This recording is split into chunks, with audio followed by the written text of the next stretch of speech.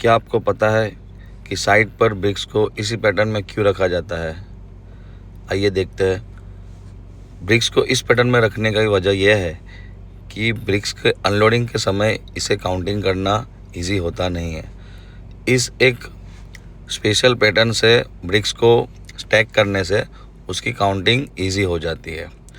तो जैसे कि आप देख सकते हो, फर्स्ट लेयर में 5 ब्रिक्स रखी हुई है, 2 वर्टिकल और 3 हॉरिजॉन्टल, या 3 हॉरिजॉन्टल और 2 वर्टिकल।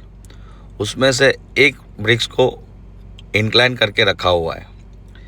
इस इंक्लाइन ब्रिक्स को ही सिर्फ आपको काउंट करना है, उससे आप कितने नंबर्स ब्रिक्स है वो काउंट कर सकते हो। चलिए देखते हैं वो कैसे। आप देख सकते हो कि वीडियो में सबसे नीचे 5 ब्रिक्स का एक लेयर बना है। वैसे टोटल 10 लेयर्स ब्रिक्स के होते हैं, यानी कि एक लेयर में 5 ब्रिक्स, वैसे 10 लेयर्स यानी 50 ब्रिक्स। तो वो जो 50 ब्रिक्स का एक बंच बनता है, उसके ऊपर एक इंक्लाइन ब्रिक रखी जाती है, जो आप इस वीडियो में देख पाएंगे। आप देखिए 1 2 3 4 5 6 7 8 9 और 10, और उस पर टॉप में जो लेयर है उसमें एक ब्रिक को इंक्लाइन रखा जाता है। 3 हॉरिजॉन्टल और 2 वर्टिकल ब्रिक्स, उसका एक लेयर बनता है। इस एक लेयर में 5 ब्रिक्स होती है, 3 हॉरिजॉन्टल 2 वर्टिकल।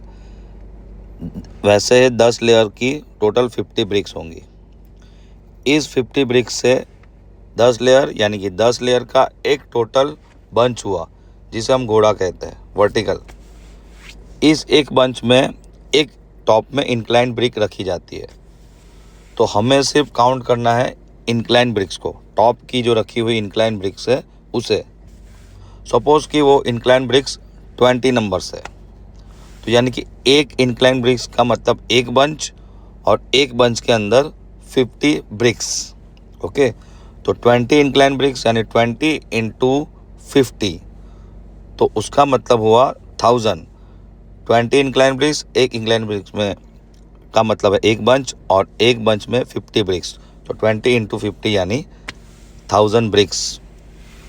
इस तरह साइट पर अनलोड की हुई ब्रिक्स को आप काउंट कर सकते हो, और इसीलिए किसी भी साइट पर इसी स्पेशल पैटर्न से ब्रिक्स को अनलोड किया जाता है, क्योंकि ब्रिक्स का रेट होता है वो पर नंबर्स ही डिसाइड किया जाता है कि एक ईंट कितने रुपए की ब्रिक्स, एक ब्रिक कितने रुपए की है।